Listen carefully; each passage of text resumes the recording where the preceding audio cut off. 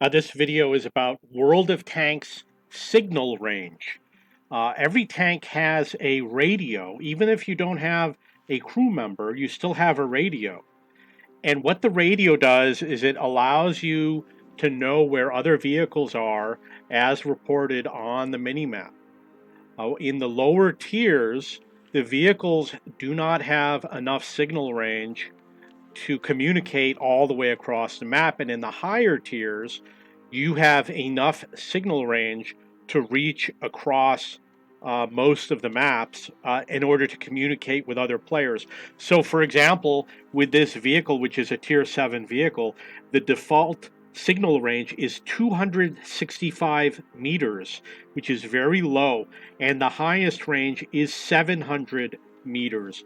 On a standard map, which is 1,000 meters across, the 700 meters, if you're in the corner, it reaches 70% of the way. And if you're in the middle of the map, you reach basically the entire map. So the signal range in the higher tiers, with the extended range 700 meters or more, you should be able to communicate with all other vehicles in the game on a standard map. And I'm not referring to Frontline, and I'm not referring to Grand Battles. In the lower tiers, if you have a radio with a lower range, let's say 265, you're going to have trouble communicating with some of the vehicles on the far side of the map. And what will happen is you won't get their positions updated in real time.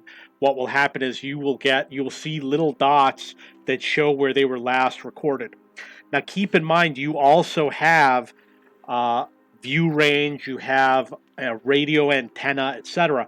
If the module is damaged by another player, they fire a round and it causes a critical hit and it damages the part, either the radio operator or anything that affects radio range, you will temporarily lose your radio range. And what will happen is your vehicle will not be viewed on the minimap. The other players won't be able to see your position. Now, unfortunately, it doesn't work the way you would think it would work in terms of a real radio. So we're going to look at this little graph over here. I'm just going to check real quick. Okay, so the way it works when you have radio range is that there is a circle around your vehicle. And in reality, that range should reach the other vehicle.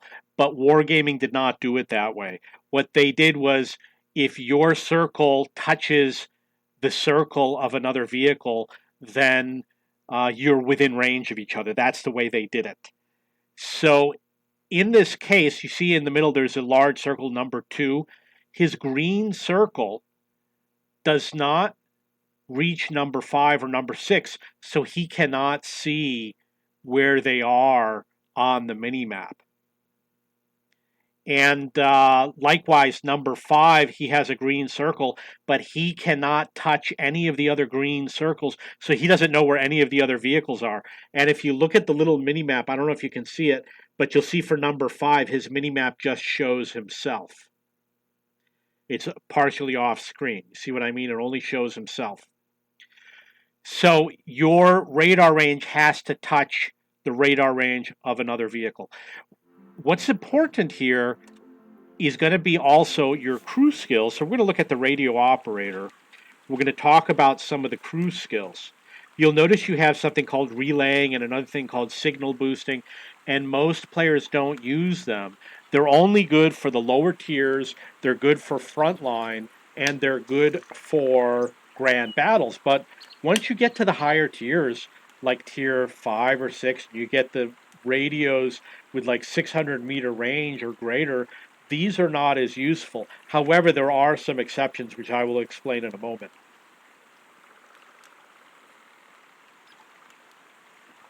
Okay, so relaying extends the range of allied communications, and signal boosting extends your own range.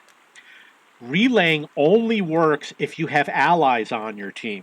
At the start of the game, you've got a lot of allies. At the end of the game, you only have a few allies left. So relaying works best at the start of the game.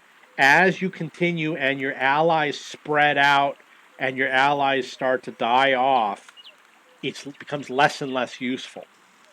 Signal boosting is the opposite. Signal boosting works best when you have fewer allies on your team, because when you have the beginning of the game, you can communicate with other vehicles. They're within your range. But once they spread out, they start to get to the extent of your range. They start to go outside of your range. So what happens is, more near the end of the game, as you have less allies on your team, they will be out of your range, which means that signal boosting becomes more relevant. It's better to have signal boosting near the end of the game. There's another example whereby if you play SPG or a light tank, having signal boosting is a really good idea, which I will explain.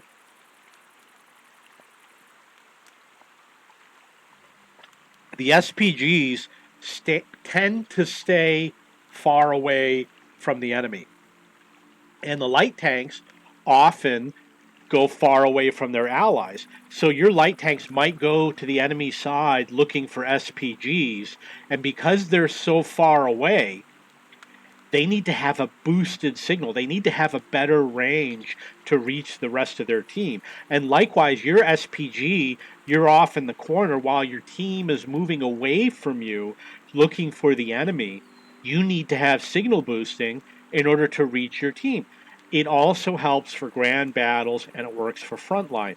In frontline, you will often see tanks disappear off the map because they're so far away. In grand battles, the same thing will happen. Half your team won't be visible because they're on the other side of the map. They're too far away. So signal boosting, you can wait. Either you use it as a light tank or SPG player, useful on frontline, grand battles, which is tier 10. There are maps that are greater than 1,000 meters. For example, I'm sure that there's a map that's 1,100 meters that's not a grand battle map. Otherwise, you use it in the lower tiers, like tiers 1 through 5. There are some players that only play tier 2.